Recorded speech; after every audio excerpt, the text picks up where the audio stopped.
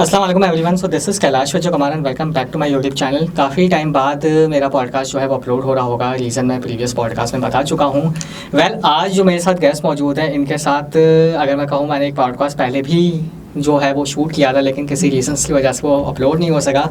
लेकिन अगर मैं इनके इंट्रोडक्शन की बात करूँ तो इनका इंट्रोडक्शन इतना लंबा है, ठीक है, कि मुझे बताने में आई थिंक अगर मैं डिटेल में जाना चाहूँ तो बहुत लंबा हो जाएगा। कि शॉर्ट करके बताऊँ तो she is an wonderful actress, she is an theatre artist as well, और साथ में इन्होंने बहुत से एजुकेशन सेक्टर्स को लीड भी किया है। So without wasting further time आज के गेस्ट को इंट्रोड्यूस करते हैं, मिस कैफ गजनवी। अस्सलाम वालेकुम। वालेकुम सलाम। कैसी हैं आप? खैरियत से। First of all thank you for giving your time second time, क्योंकि पहली दफ़ा जो हो चुका था हमारा पॉडकास्ट अपलोड नहीं हो चुका, लेकिन सेकंड टाइम आपने टाइम दिया, बहुत बड़ी बात है मेरे लिए। थोड़ा सा टाइम था, थैंक यू। कैसे गुजरी है ज़िंदगी, क्या मसरूफियात हैं आजकल? आजकल सिर्फ कोशिश अब ये है ड्रगलिंग की कि एक माँ का रोल और फिर एक प्रोफेशनल खातून जो काम करती हैं उसका रोल जो है वो कैसे बैलेंस किया जाए, बस यही चल रहा है। बिल्कुल। अच्छा, पहले आप मुझे बताएं कि आपकी जो जर्नी है, ऑफकोर्स आपने बहुत सी चीज़ें की हुई हैं, ठीक है, बहुत सी चीज़ें, और आई बिलीव के बहुत कम लोग होते हैं जो हर चीज़ में अपने अगर इन्वॉल्व होते हैं तो तरक्की हासिल कर पाते हैं, अच्छे से कर पाते हैं। लेकिन यू आर द वन कि अगर मैं बोलूँ तो आपने जिन भी चीज़ में कदम रखा है उस चीज़ को बहुत अच्छे तरीके से आपने किया है। जर्नी के बारे में अगर आपके थोड़ा सा अगर जानना चाहें कि आपकी जर्नी कहाँ से शुरू हुई, किस तरह आपने पहली चीज़ में किस तरह से किया, और कितना मुश्किल रहा और कितना आसान रहा? अच्छा, ये बड़ा मुश्किल होता है समझाना मुझे ख़ास तौर पे कि मैंने पहले चीज़ कैसे और क्यों की और कैसे हुई। कभी कभी जो अब मैं जिस जगह पर हूँ, मुझे लगता है कि आप एक विज़न लेके ज़िंदगी को अपनी खड़े होते हैं और वो विज़न होना बहुत ज़रूरी है। अब जिसका जहाँ तक विज़न है वो उसके हिसाब से उसके पास मौके उस दुनिया में आपकी ज़िंदगी में आते रहेंगे। और हम सबकी ज़िंदगियाँ अपने अपनी एरियाज़ में लीनियर चल रही होती हैं, उसमें आपने वर्टिकल कैसे उठना है वो आपको विजुलाइज खुद करना पड़ेगा। तो मुझे लगता है कि मैंने जो अपनी ज़िंदगी के लिए सोचा कि मैंने जब इर्द गिर्द नज़र दौड़ाई और मुझे कुछ थोड़ा समझ में आना शुरू हुआ कि अच्छा ये मेरा घर है, मुझे इनकी तरफ से एक नाम मिला, एक रिलीजन मिला, एक रहन सहन का तरीक़ेकार मिला और एक तरह की एजुकेशन, एक पेडागॉजी मैंने उस एजुकेशन में ली। फिर मुझे लगा करते करते ये कि इससे ज़्यादा और इससे आगे भी कुछ होना चाहिए। तो एक तरीके से वो मैट्रिक्स ही होता है, उसको आपने कैसे फाड़ कर या चीर कर बाहर उससे निकलना है। इस चीज़ की अंडरस्टैंडिंग कभी कभी मुझे लगता है किसी हद तक मेरे अंदर है। मैं ये नहीं कहूँगी कि बहुत कोई पहुँची हुई शख्सियत हो या क्या, लेकिन हमेशा से एक ऐसा एहसास रहा कि इसके बियॉन्ड क्या होगा। तो जब आप उस तरीके से सोचना शुरू करते हैं ना, फिर आप रिवायर होते हैं किसी तरीके से, अपने ब्रेन को, अपनी बॉडी को रिचार्ज भी करते हैं, थक के बैठ भी जाते हैं, अक्सर ढूंढने पे वो चीज़ें नहीं भी मिलती हैं। लेकिन मेरा ख्याल है जो ज़्यादा अहम बात है वो ये थी कि विजन होना बहुत ज़रूरी था कि ये कैफ है जो कि मेरे माँ बाप ने बनाई। मेरे घर में जितने भी मेरे बड़े थे इर्द गिर्द सारे, मेरी फैमिली वगैरह, मेरे दोस्त अहबाब, ये उन्होंने मुझे एक तरह से तख्लीकी किया क्योंकि उनसे मैंने बहुत सारा असर लिया। फिर एक वो कैफ है जिससे मैंने, जो मेरे अंदर की एक आवाज़ अलग से चल रही थी, उस आवाज़ को सुनना बहुत ज़रूरी है। हम अक्सर और बेशतर उसका गला घोट देते हैं। तो उस आवाज़ को, मेरा ख्याल है, मुझे घबराहट होती थी और मुझे लगता था यार ये क्या मेरे अंदर उथल पुथल हुई है कि मैं चाह रही हूँ इस तरह की चीज़। और ख़ास तौर पे आप जब सेटअप अच्छा होता है, it's a good happy home that I am coming from, Allah का शुक्र है मुझे अच्छा मिला, नसीब अच्छा था उस मामले में। लेकिन उसके बरक्स मांगने से कभी कभी आपको लगता है आप वो हो रहे हैं, लालची भी हो रहे हैं, हाँ, निराश हो रहे हैं, आपको जो मिला है उसके लिए आप शुक्रगुजार नहीं है। लेकिन फिर मुझे एक चीज़ जो कि बहुत इम्पोर्टेंट लगती है, जो कि वेद्स में भी मिलती है, आपके पुराने वेद्स में और कुरान में भी लिखी है कि और तुम अपने खुदा की कौन कौन सी नेमतों को झुटलाओगे, ठुकराओगे, जो भी, उसको खोजने का हमें एक एहसास दिया गया है इस दुनिया में। और मुझे एहसास हुआ कि हमारा जिस्म एक मौजज़ा है, ये हमें लोग भी बताते हैं, लेकिन मुझे एहसास भी हुआ इस बात का, इंटरनलाइज भी आप करते हो। जब वो बात हुई तो फिर मुझे लगा कि नहीं, वो कैफ तुम्हारी ड्यूटी है टुवर्ड्स योर क्रिएटर, या जिसी के सामने भी हमने सबमिट करना है उसके लिए वो ये मेरा मुझे हक है इस आवाज़ को सुनने का, और इस आवाज़ का मेरे ऊपर। बिल्कुल। तो वहाँ से फिर ये जर्नी जो थी ना, वो एक तरीके से ऐसे जैसे संगे मेल मिलते चले गए, और ऑनेस्टली दिमाग ऐसा कभी लगाया नहीं कि मैं ये वाली जॉब करूँगी जाके। वो लिटरली मेरे अहाते में, हाँ वो अहाते में आ गई, वो मेरे अहबाब का हिस्सा बन गई। मैं ऐसे लोगों में बैठी जाके जिससे बातचीत जब होती थी तो लगा कि अरे यार आई थिंक ये बात बहुत अच्छी तुम करोगे अगर तुम ये टीच कर लो आगे, यू नो। या मुझे तुम्हारा ये जो तुमने काम बनाया इसमें जो फिलॉसफी इसकी, it's a very good philosophy, how about we apply this to this particular class. तो वो क्या हुआ, एक के बाद फिर वो आपका ना तस्दीक होता शुरू चला जाता है कि अच्छा ये सोच थी, इसके बारे में बात की, इसका कुछ एक बना के दिखा दिया, मुजस्मा सा बना के दिखा दिया, एक मॉडल सा बना दिया, और वो काम भी कर गया। बिल्कुल काम भी कर गया, और तो वो सक्सेस हो गया एक तरीके से।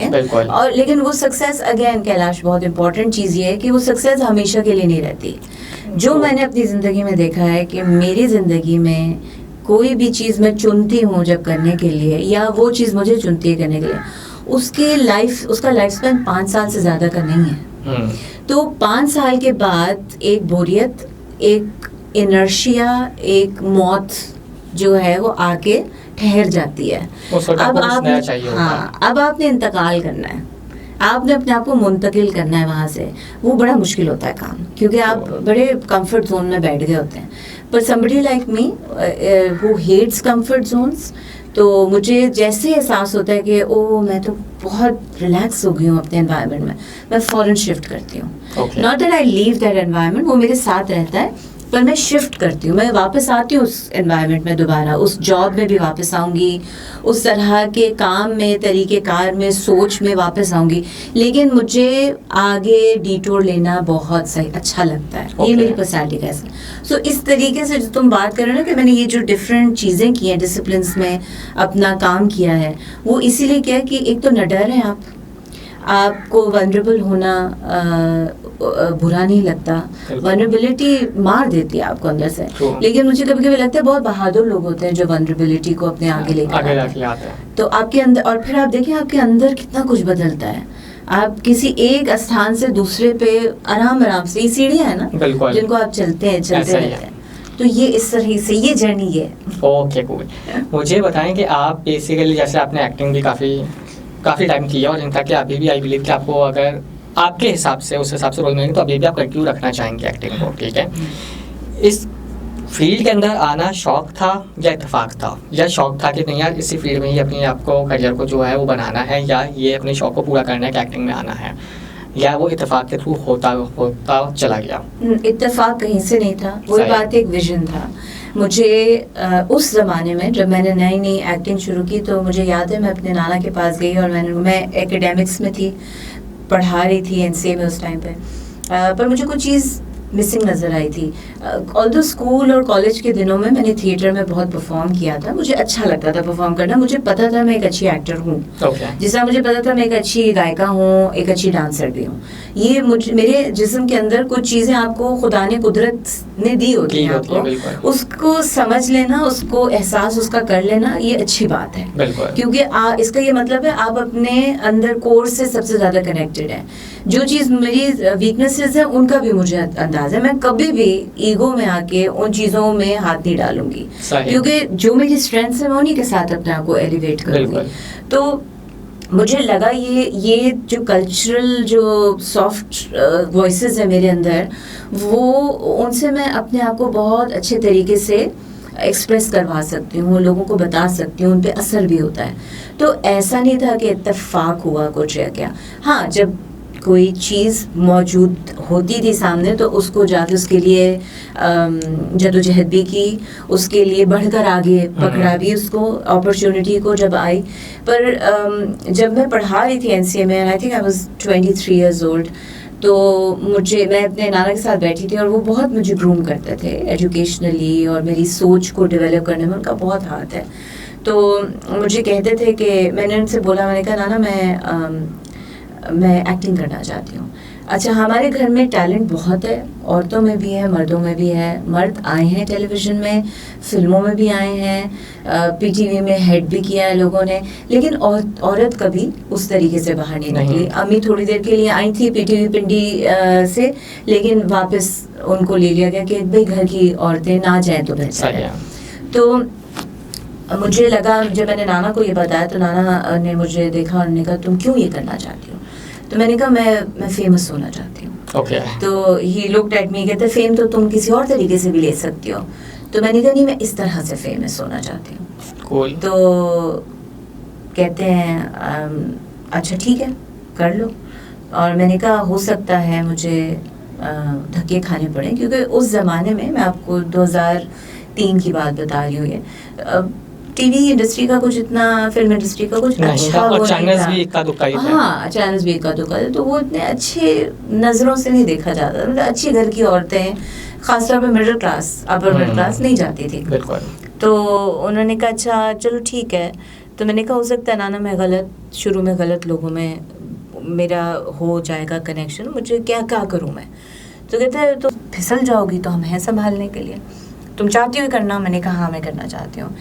खुद एतमादी दी हुई थी उन्होंने, परवरिश पे उनको अपने पूरा एतमाद था मेरे घर वालों को। तो उनको ये पता था कि बच्ची जो है वो हौसला है उसके अंदर, जहाँ पे लड़ाई हार रही होगी हम खड़े हो जाएंगे पीछे जाके। तो ऐसा कोई इशू नहीं था कि कोई इज्जत या हया या उसका मसला जो है बीच में, सिर्फ मसला ये था कि सेफ हो। तो सेफ्टी के लिए फिर सबने कमरें बांधी अपनी के हम साथ हैं खड़े बेटा, तो तुमने जहाँ जाना है चलो। तो इसलिए फिर जहाँ जहाँ मौका मिला, जहाँ जहाँ ऑडिशन का मौका मिला, मैं गई और मैंने अच्छे दोस्त मिल गए, अच्छे लोग मिल गए। अल्लाह का शुक्र है कोई ऐसा वाक़या नहीं हुआ जिससे मैं डर जाती या घबरा जाती या मुझे लगता कि ओहो ये तो मेरी जगह ही नहीं है। वो एक तरीके से आई गेस आपकी एनर्जी भी होती है। पर अगेन मैं ये नहीं कहना चाहती किसी के साथ अगर कोई ट्रेजेडी हुई है तो वो उनका उसमें हाथ है, पर फॉर सम रीज़न मेरे साथ ऐसा कुछ हुआ नहीं उस ज़माने में। तो मुझे हिम्मत मिलती चली गई। और लोग अच्छे मिलते गए, लोग अच्छे मिले मुझे। हाँ, nice. लोग अच्छे मिले। आजकल बहुत से लोग हैं जो इस फील्ड में आना चाहते हैं, एक्टिंग में करियर बनाना चाहते हैं, उसमें लड़के लड़कियां सब हैं, ठीक है। व्हाट यू थिंक कि अब करियर बनाना इस फील्ड के अंदर आसान है या पहले के दौर में आसान था? आई बिलीव कि मुझे लगता है कि अब थोड़ा ज़्यादा आसान है, क्योंकि चैनल्स हमारे बहुत ज़्यादा हो गए हैं, ठीक है, और अब वसाइल भी मुझे लगता है कि थोड़े से ज़्यादा एडवांस हो गए हैं। सो व्हाट यू थिंक कि उस वक्त मुश्किल था या अब मुश्किल है, अगर कोई नया बंदा इस फील्ड में आना चाहता है तो? हर ज़माने के अपने प्रोज एंड कॉन्स होते हैं कैलाश। वो ज़माना जब मैंने शुरू किया तो मेरे हिसाब से हैपनिंग था, मुशर्रफ का दौर था, लेफ़्ट राइट सेंटर मीडिया के लोग जो थे वो आगे पीछे लोग आ रहे थे। तो मुझे लगा है कि उस ज़माने में भी चैलेंजेस थे अपने। इस वक्त ये बता दें कि आगाही ज़्यादा है, आपके पास सोशल मीडिया की एक पावर है जिसको अगर आपको इस्तेमाल करना आता होगा तो आप बहुत आगे तक जा सकते हैं।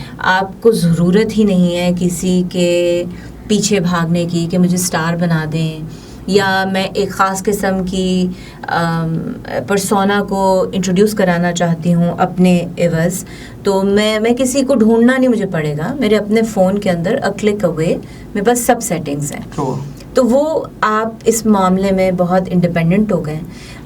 पर एक चीज़ जो कि मुझे लगता है जो कि मिस हो जाती है वो ये है कि कोलैबोरेशन का जो एक कॉन्सेप्ट है जो कि मीडिया का मेन जॉनर है। आप कोलैबोरेटिवली ही सब कुछ कर सकते हैं, आप वन मैन शो नहीं है ये।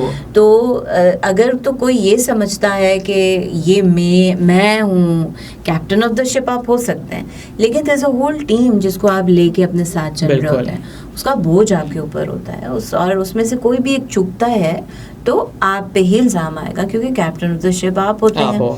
लेकिन इसमें ये हरगिज़ आपने नहीं सोचना कि you are the only one who is running the show. So मुझे यहाँ पर मुझे लगता है कि जो प्रॉब्लम आ जाती है वो कोलैबोरेशन का जो एथिक्स है वो नहीं सीखे आज के लोगों ने।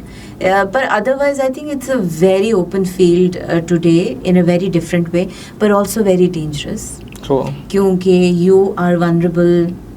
अब जितने AI के स्कैम्स आ रहे हैं इस टाइम पे, जिस तरह फेस रिकग्निशंस आ गई हैं आपके बैठे बैठे भी। हाल ही में हमें पता चला है पंजाब में एक बाप ने अपनी बेटी को कत्ल कर दिया जाके, क्योंकि उसकी कोई शक्ल लगा के कोई AI वीडियो बना देगी।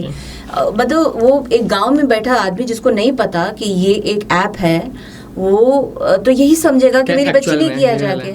तो ये हमारी सोच की वुसअत है कि टेक्नोलॉजी बहुत आगे चली गई है, अभी हम बतौर ह्यूमंस पीछे रह गए हैं।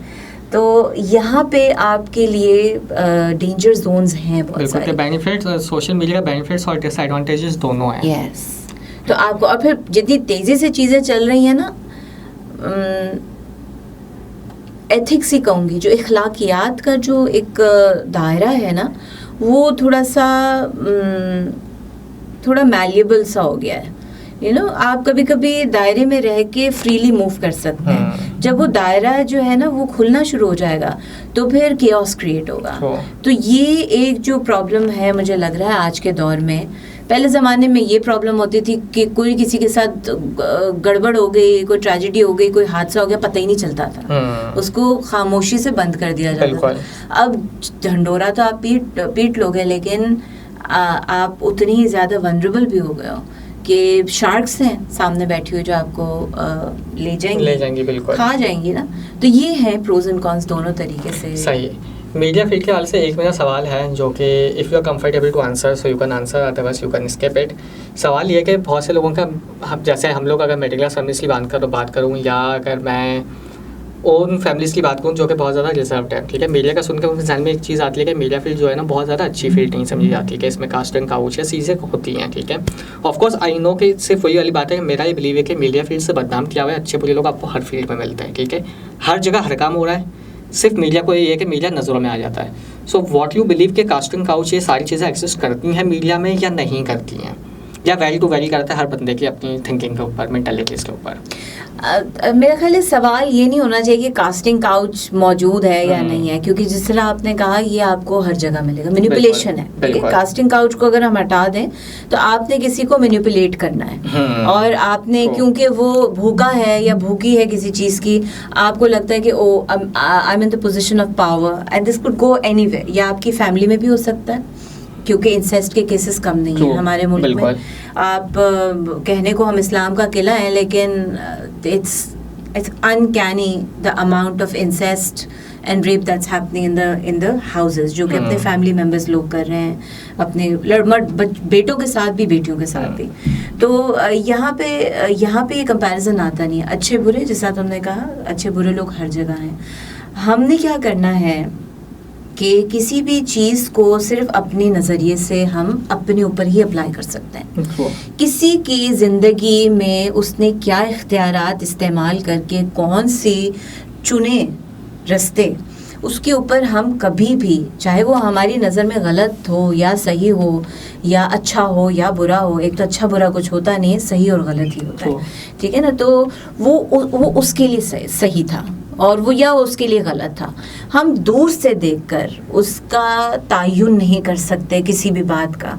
तो ये जो दूर से बैठकर लोग देखते हैं ना कि अपने घरों में बैठे हुए हैं और उन्होंने एक लिबादा ओढ़ा हुआ है हयाई का या बेहयाई का, और जो उन्होंने इखलाकियात के गलत जुमलों को इस्तेमाल कर एक बड़ी खोटी हुई एक सोच को पनपने दिया है अपने इर्द गिर्द। मेरा ख्याल है उन लोगों को निकल कर ये समझना पड़ेगा, ज़रा खोलें अपनी आंखों को और देखिए, आपको ज़्यादा मीडिया में आने की ज़रूरत ही नहीं पड़ेगी, आपके घर के सहन में ही बहुत कुछ हो रहा होगा। तो अगर आप ये समझते हैं कि जो चीज़ सिर्फ सामने हो, फिजिकली कुछ हो गया किसी औरत या मर्द के साथ, तो आपको ये अगर इतनी बड़ी बात लगती है, तो आप यही बताता है कि हमने जो तोलते हैं ना हम अच्छाइयों को और बुराइयों को, यानी गुनाहों को और जो भी हमारे वो होते हैं अमाल वगैरह जो भी है, हाँ, अच्छे अमाल या बुरे अमाल, उसी से हमें पता चल जाता है कि अच्छा भाई ठीक है, इनके लिए तो शायद बुरा ये है कि कोई किसी के साथ सो गया, हाँ, लेकिन उनके लिए ये बुरा नहीं है कि आपने अपने ही घर के अंदर अपने बच्चे को अपना जैसा बनाने के चक्कर में उसकी जिंदगी, उसके सारे के सारे वजूद को, उसकी पर्सनालिटी को तोड़ दिया। बिल्कुल। ये गुनाह काउंट ही नहीं होता। तो मैं ऐसे, ये जो लोग हैं, जो सवाल आपने किया, ये ऐसे ही लोग उठाते हैं सवाल, क्योंकि उनकी सोच ही नहीं, उनका दायरा सोच का इतना ही छोटा है, इतना ही घुटा हुआ है। तो सिर्फ मैं ये कहूँगी कि आपका बच्चा जब घर से बाहर निकल रहा है तो आपकी जिम्मेदारी है बतौर वालिदैन, और ये आपकी जिम्मेदारी आप पे आयद होती है हर हाल में, चाहे आपका बच्चा प्रोस्टिट्यूशन करने क्यों ना निकल रहा हो। आपने उसको ये हिम्मत दिलानी है और ये उसके अंदर सलाहियत पैदा करनी है कि वो अपने आप को बचा के कैसे चल सके। और अगर उसने किसी भी चीज़ का कोई भी रास्ता चुना है, चाहे वो आपकी नज़र में गलत ही क्यों ना हो, लेकिन उसने वो चुना है रास्ता, आपको उसके पीछे खड़ा होना, चाहे आप उसको लान तान करें, लेकिन उसको अपनी सेफ्टी सीखने का, सिखाने का मौका दीजिए, ताकि वो बच्चा जो है, अगर इस दायरे में एंटर हो रहा है, इस अखाड़े में उतर भी रहा है जो कि आपकी नज़र में गलत भी है, उसको ये पता होना चाहिए कि मैं बाइख्तियार उस अखाड़े में उतर रहा हूं, मजबूरी विक्टिम के तौर पे नहीं। ये जब तक सोच रहेगी ना, तब तक हम कभी भी आगे नहीं बढ़ सकते। ऊपर नहीं, हाँ, हम आगे तो बढ़ रहे हैं, हम एलिवेट नहीं हो सकेंगे। जो ना इंसान का एक आसान है, हमने वर्टिकल भी तो जाना है ना, सिर्फ लीनियर हॉरिजॉन्टल तो नहीं चलते रहेंगे। बिल्कुल ऐसा ही है। ड्रामास में आपने बहुत सारे ड्रामास में काम किया, ठीक है, कोई एक ऐसा करैक्टर या कोई एक ऐसा ड्रामा जो आपको लगा हो कि नहीं यार, इस ड्रामे और इस करैक्टर को करने में जो एक अलग सुकून मिला, दिमागी सुकून, या मतलब इस तरह को कहूँ कि आसान लफ्ज़ों में कि बहुत ज़्यादा करने में इसको मज़ा आया, कि ये मेरा करैक्टर या मेरी लाइफ का जो ये रोल था, मेरी लाइफ को बहुत ज़्यादा लाइफ चेंजिंग मोमेंट था या लाइफ चेंजिंग रोल था, कोई ऐसा रोल? मैं सारे रोल्स अपने एंजॉय किए हैं। मैं कभी भी कोई ऐसा रोल नहीं करती जिसमें मुझे लगे कि मैं इसमें अपना 110% नहीं दे सकूंगी। सही है। तो इसलिए सारे रोल्स मेरे लिए, जो भी मैंने अभी आज तक किए हैं, मुझे उनसे बड़ा लगाव है, उन सब से। जो बहुत अच्छा मुझे लगा, जिसके अंदर मुझे लगा कि और एक और बात को, ज़हनी सुकून किसी रोल को करने से नहीं मिलता, क्योंकि वो आपको निचोड़ देता है। हाँ, आप उस करैक्टर के अंदर चले जाते हो, आप करैक्टर के अंदर चले जाते हो, तो वो बहुत आपके अंदर जो है ना, तोड़ फोड़ के निकलता है वो बाहर। पर मुझे लगा था खातून मंजिल में जो मैंने रोल किया, वो बहुत अच्छा इसलिए था क्योंकि मुझे पहली बार मौका मिला कि मैं टेलीविज़न पे, स्टेज पे तो मैं थिएटर में मैं करती रही, लेकिन टेलीविज़न पे मैंने लाइव डांस, लाइव सिंगिंग और एक्टिंग, ये तीनों चीज़ें एक साथ की उस पर्टिकुलर रोल के अंदर। तो फसी का लिखा हुआ था, फसी बारी का, और तो हमेशा आउट ऑफ द स्क्रिप्ट लिखते हैं, तो it was a challenge for me regarding the technicalities of it also। हम लोग बहुत छोटे से घर में, मज़हर मोइन इनको डायरेक्ट, तो वो उनका बड़ा वो है, एक जो चूज़ करते हैं ना साइट्स जहाँ पे शूट करना होता है, वो बहुत मुश्किल साइट्स होती हैं। अच्छा। आप बहुत मतलब वहाँ कंफर्ट नहीं होता, और मुझे अब एहसास होता है कि क्योंकि उधर कंफर्ट उस तरीके से नहीं होता, तो जिस तबके की कहानी सुना रहे होते हैं और कैप्चर कर रहे होते हैं, उधर वो चीज़ अच्छी निकल के तभी आती है जब आप डिस्कम्फर्ट में होते हो। तो ये बहुत मुश्किल काम था वो करना, और लेकिन भरपूर मज़ा आया, क्योंकि जब एक दफ़ा हो गया तो और वो मैं उससे दूर हो गई और वो ऑन एयर चला गया, तो मुझे अक्सर इंटरनेट, अभी तक मुझे लोगों के मैसेजेस आ रहे होते हैं जो देख रहे हैं वो ड्रामा, कहीं कहीं उनके पास क्लिप्स आ जाते हैं, वो पसंद कर रहे होते हैं, तो मुझे अच्छा लगता है कि जितना मैंने दिया उतना लोगों ने एंटरटेन भी हुए। दूसरा जो स्क्रिप्ट मुझे पसंद आया था, वो मैंने एक थिएटर किया जिसमें एक ही वक्त में, उस थिएटर में 50-55 मिनट का थिएटर था, उसमें ऑलमोस्ट 11 कैरेक्टर्स हमने ट्रांजिशन किए। मैं और मेरे साथ एक और मेरे को एक्टर जो थे, हम दो ही थे स्टेज के ऊपर, और उसमें हमने 11 कैरेक्टर्स जो थे वो निभाए। उसमें पारसी का भी था, उसमें लोअर क्लास का पंजाबी कैरेक्टर भी था, सिंधी कैरेक्टर भी था, तो ये अंग्रेज़ी बहुत बोलने वाले भी थे, सूडो इंटेलेक्चुअल्स भी थे, तो उनकी बोली, उनकी जो ज़बान है, उनकी बॉडी लैंग्वेज, वो इसका जो ट्रांजिशन था वो करने में बहुत एंजॉय किया कि और लाइव आप चूँकि जब लाइव बैठे होते हो तो ऑडियंस फ़ौरन आपको रिएक्ट कर रही होती है, तो वो जो एनर्जी थी ना, पता चल रही थी कि ऑडियंस वो digging it. So it was really good कि मैंने वो वाला, मुझे I landed with that role. उसको डायरेक्ट भी बहुत अच्छा किया होता, तो मज़ा आया बहुत करने का. तो ये मेरे मेमोरेबल कैरेक्टर्स हैं जो मैंने किए.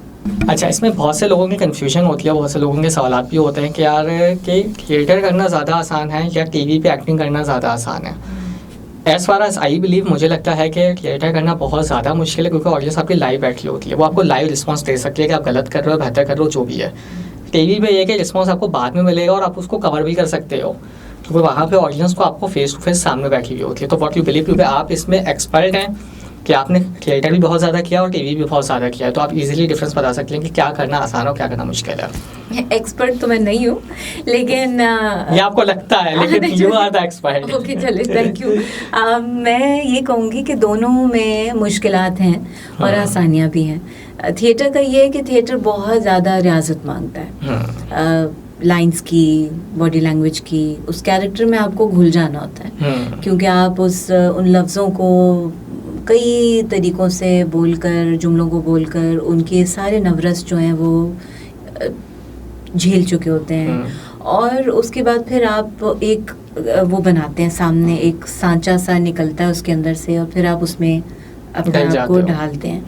तो और फिर आप खेलते हैं, क्योंकि आपने हर चीज़ ट्राई कर ली होती है, जो नवरस का एक तरीक़ेकार है. लेकिन चूंकि आप इतने घुल गए होते हैं, वो लफ्ज़ आपके रोम रोम में बस चुके होते हैं, तो उनका फाइनली जो अदायगी होती है वो आपके लिए हलवा हो जाती है बेसिकली. हाँ, ये है कि 2 घंटे बाद आप जो परफॉर्म करके आप घर पहुंचते हैं तो आप थके टूटे हुए होते हैं, पर आपने रोज़ करना है वो.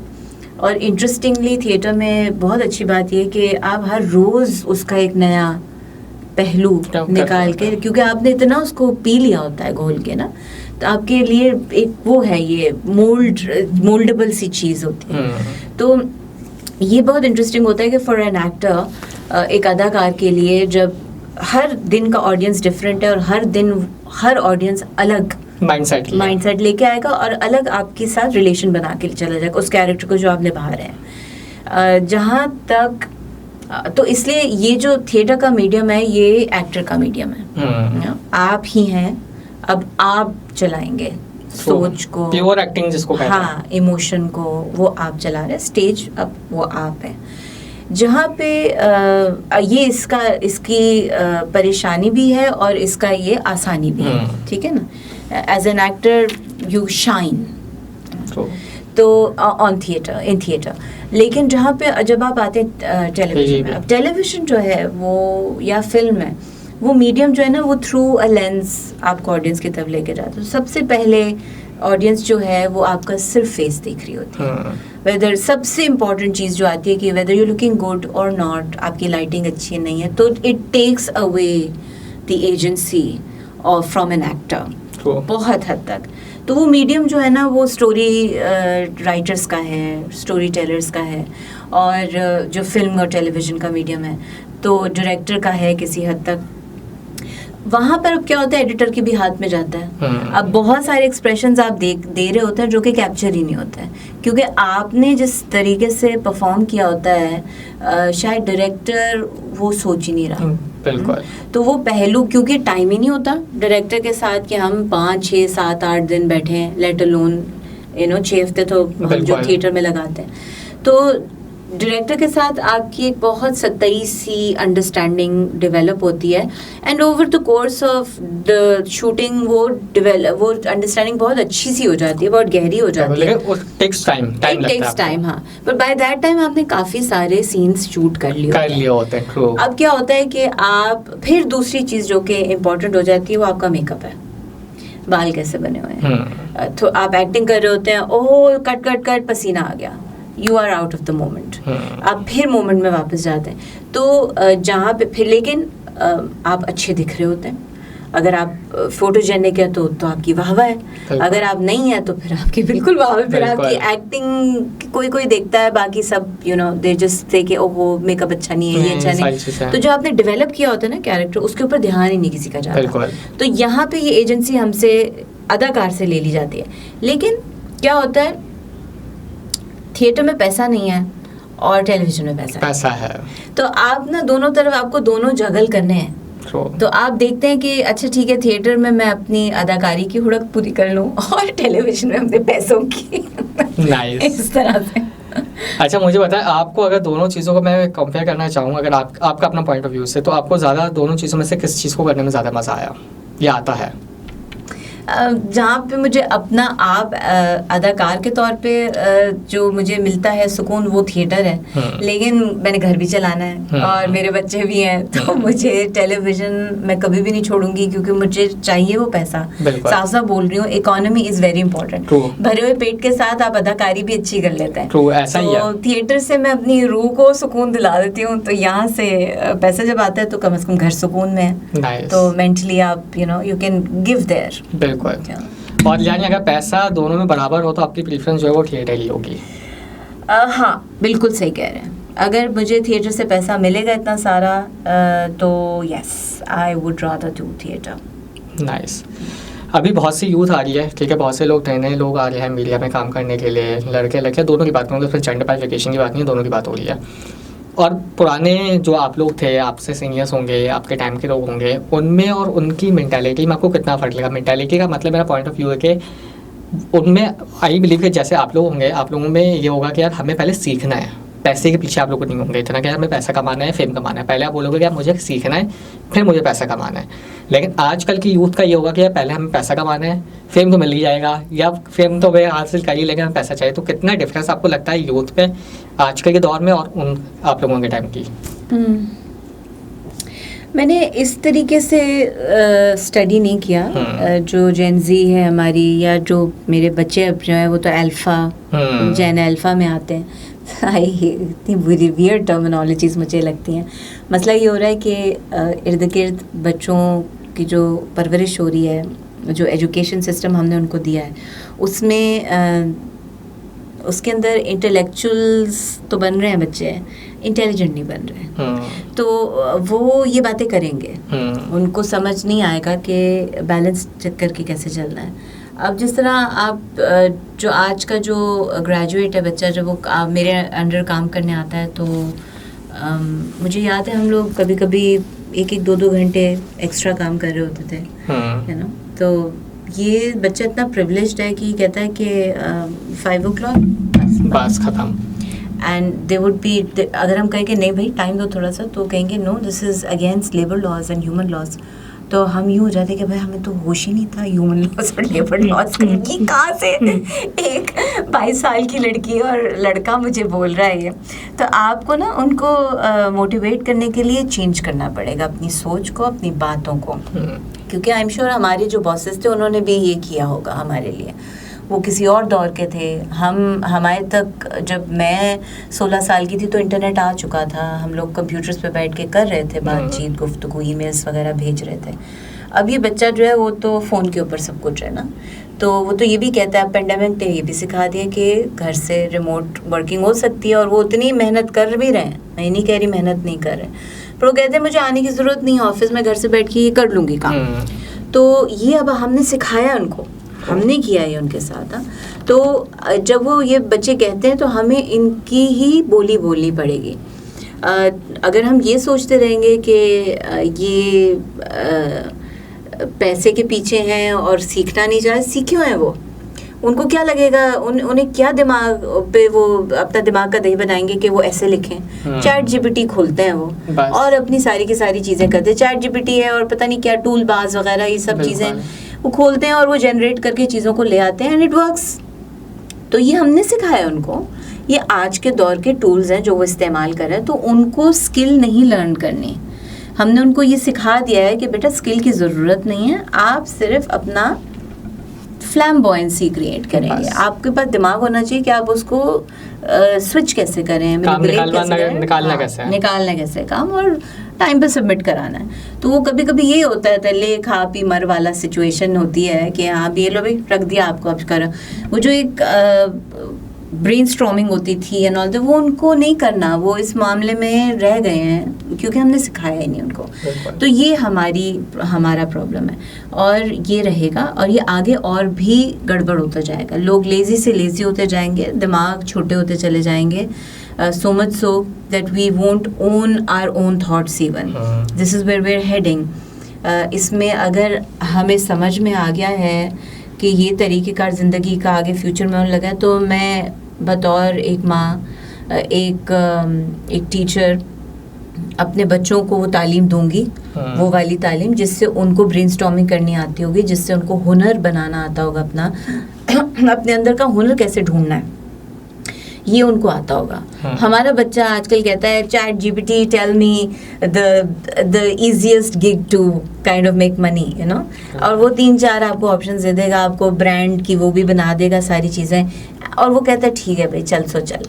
तो ये शॉर्ट टर्म इश्यूज़ हैं, ये short term problem solving things हैं, लॉन्ग टर्म में कभी भी वो नहीं काम नहीं करेंगे। तो it's going to they're heading towards disaster. But again, Kailash, we are responsible. True. We as their parents, we as their predecessors, we are responsible.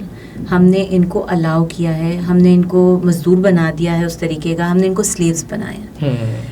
क्योंकि हमने कहा हाँ लो भाई स्क्रीन टाइम लो, हाँ भाई लो जाके इन्फॉर्मेशन तलाश करो। They don't need to go anywhere to find information, they don't want to go. And अब जैसे अक्सर मुझे कोई इंटरव्यू करने के लिए भेजता है तो मुझे कहते हैं दीज आर द क्वेश्चंस, इसको ट्रांसक्राइब करके भेजते हैं। This is so rude to do to someone, लेकिन दैट्स देयर एथिक्स, क्योंकि हमने उनको सिखाया ये कि this is the right way to do it, these days it's the going thing. तो अक्सर बच्चे मुझसे बहुत रूड और बहुत वो करती हूँ, मैं सुनाती हूँ उनको, प्यार से सुनाती हूँ, पर वो बच्चे यूँ हो जाते हैं ना कि ये क्या हुआ हमारे साथ, बिकॉज वो सुनने का आदी नहीं है। आदि उनको शौक लगता है कि मैंने कौन सी गलत बात कर दी मैम जो आपने मुझे इतना सार्केज़म दे दिया। और मुझे लगता है कि यार नहीं इसकी गलती नहीं थी, पर मैंने कहा नहीं भाई सीखना तो पड़ेगा। अब जो सीखते हैं वो सीख लेते हैं, वो दोबारा आते हैं और वो टाइम लेते हैं और वो माजरत भी करते हैं और कहते हैं बैठ के करें बात, हम ट्रांसक्राइब करते हैं। लेकिन जिनको नहीं है समझ और जो नहीं चाहते करना इस तरह का जद्दोजहद मेहनत, तो वो नहीं आते वापस। सो अब हर एक को तो नहीं बचा सकेंगे, लेकिन हमने बहुत से लोगों को डिस्ट्रॉय ज़रूर कर दिया आज की जनरेशन। ऐसा ही है कि एप्लीकेशंस वगैरह ने ना बहुत से लोगों का जो है ना माइंड को खाली कर दिया। सिर्फ एप्लीकेशन ने नहीं किया, हम देखो एप्लीकेशन को सिखाया किसने करना, हाँ, क्योंकि स्क्रीन तो मैंने दी है ना अपने बच्चे को। अब बच्चा कह रहा है कि ओ मामा I know this and so मैं उससे कहती हूँ कि great you know this, let's apply it now. मैं उस बच्चे को कैसे सावी करूँ, उसको स्ट्रीट स्मार्ट भी तो बनाना है ना। वो इंटेलेक्ट तो आ गया उसके पास। इंटेलेक्ट क्या है? मजमुआ है फैक्ट्स का, दैट्स ऑल। इंटेलेक्ट का वर्ड तो मुझे ड्रॉनी लगता है, क्योंकि I don't want to be an intellectual person, I want to be an intelligent person. मेरे पास ये जखीरा है इंटेलेक्ट का, इसको क्या करूँ मैं? इसका हलीम बनाऊंगी? कुछ नहीं हो सकता if I don't know how to apply it. तो अब वो बच्ची जो है मेरी अगर कह रही है रोब्लॉक्स खेलते हुए कि मैं फलां मैंने ऐप यूज किया और मुझे फलां कपड़े का ये पता है, but you don't know what the feel of the cloth is. She is really good at doing something, she is really good at creating a persona. लेकिन जब मैं उसको लाके कपड़ा देती हूँ कि बेटा ये लो make a persona for me, she is like ये क्या है? क्योंकि हर चीज वर्चुअल है उसके पास and she is so confident कि मैं बना सकती हूँ पर्सोना एक से अच्छा। अब एवेटार्स क्या है यार? अ क्लिक, एक लाइट गई, आपका एवेटार गुम। अब आप कहाँ हैं? इस दुनिया में वो एवेटार तो नहीं आपको मिल सकता ना रियल लाइफ में।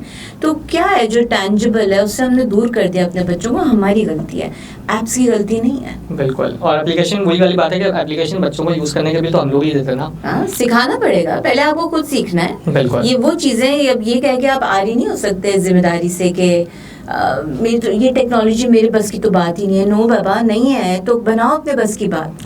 थोड़ा सा ये पेरेंट्स का क्या होता था पहले, कौन सा ड्रामा देखना है कौन सा नहीं देखना, कौन सी चीज कौन सी बातों को सुनना है कौन सा नहीं सुनना। हम क्या कर, कितना हमने सुना ये बड़ों की बातें आप चुप करके बैठे हैं। चले चले अपना खेलें, जाके बड़ों में आके ना बैठें।